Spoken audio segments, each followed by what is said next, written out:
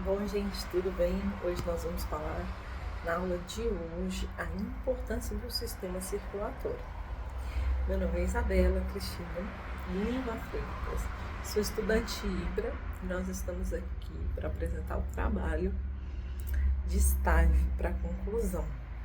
Nós vamos falar do sistema circulatório completo e vamos falar em 8 aulas, um pouco de cada tema. A importância do coração, as comorbidades, a circulação sistêmica, a circulação pulmonar. Nós vamos falar também de como manter o coração saudável. Teremos também projetos de aula prática com coração suíno, projetos de coloração para entender melhor a dinâmica do coração. E serão aulas incríveis que nós vamos apresentar. O sistema cardiovascular é formado pelo coração e os vasos sanguíneos e tem como função garantir a circulação do sangue pelo nosso corpo. O sistema cardiovascular do corpo humano é constituído pelo coração, pelos vasos sanguíneos. Esse sistema tem como papel principal operar a circulação do sangue no organismo, garantindo dessa forma que o oxigênio e nutrientes sejam levados até as células e que os resíduos metabólicos sejam transportados até o seu local de eliminação. Além disso, também permite indiretamente que o nosso corpo seja capaz de proteger-se contra as infecções, uma vez que o nosso sangue que encontramos células e proteínas de defesa. Agora nós iremos falar, como o coração funciona, como essa bomba permite que o sangue seja impulsionado, as artérias envolvidas e os vasos sanguíneos. As artérias,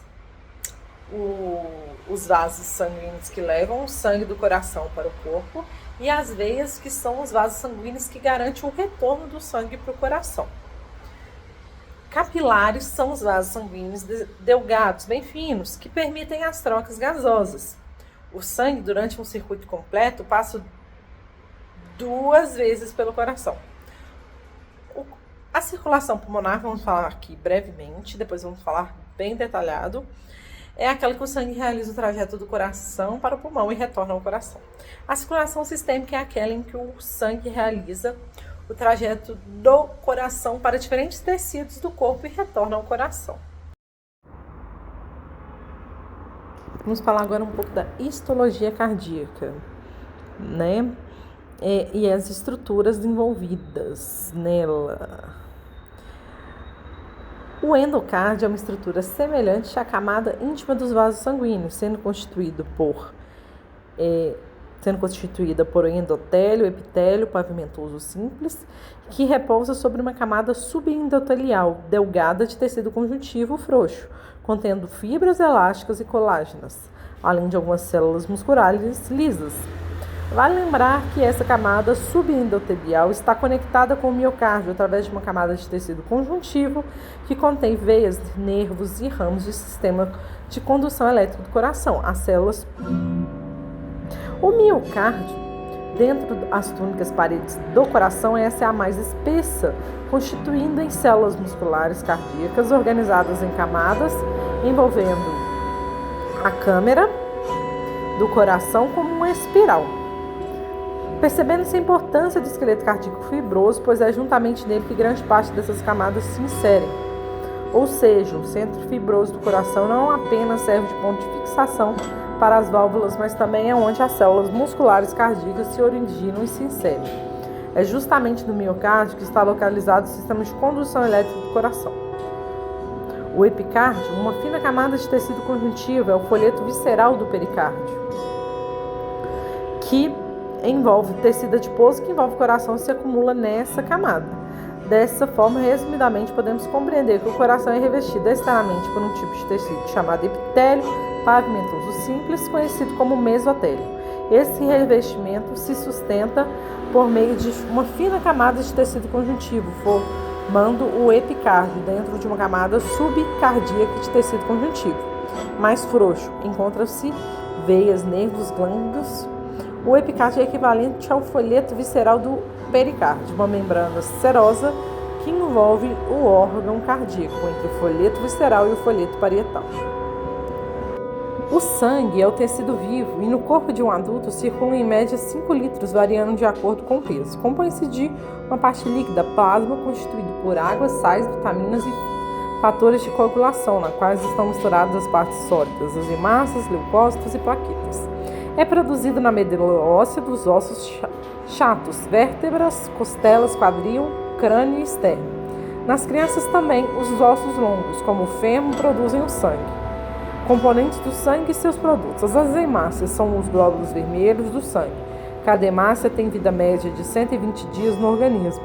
Existem em torno de 4,5 milhões de hemácias por milímetro cúbico de sangue. As hemácias são responsáveis por transportar o sangue, o oxigênio dos pulmões para as células de todo o organismo e eliminar o gás carbônico das células, transportando-os para os pulmões.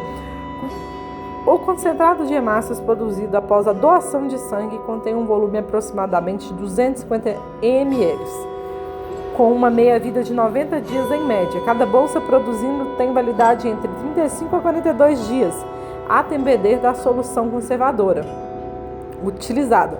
Devem ser mantidas a uma temperatura de 2 a 8 graus. As plaquetas são fragmentos de células que participam do processo de coagulação.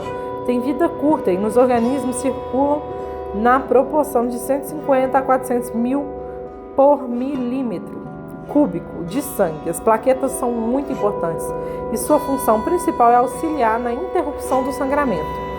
Cada concentrado de plaquetas produzido a partir de uma doação de sangue comum contém 50 a 60 ml de plasma, com validade de apenas 5 dias.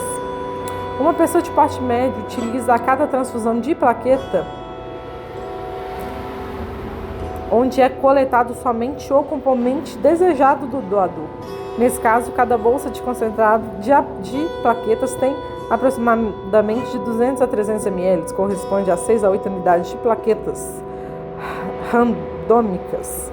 Devem ser mantidas a uma temperatura de 20 a 24 graus. Os leucócitos são glóbulos brancos e variam de 5 a 10 milímetros cúbicos de sangue. Também tem vida curta, possui formas e funções diversificadas, sempre ligadas à defesa do organismo contra a presença de elementos estranhos a ele, como por exemplo bactérias.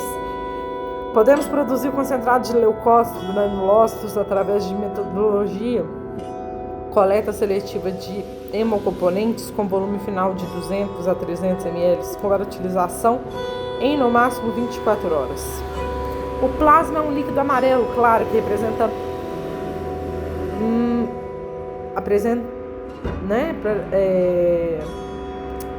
um volume total de 90% de água, onde estão presentes dissolvidas proteínas, gorduras, sais minerais e açúcares.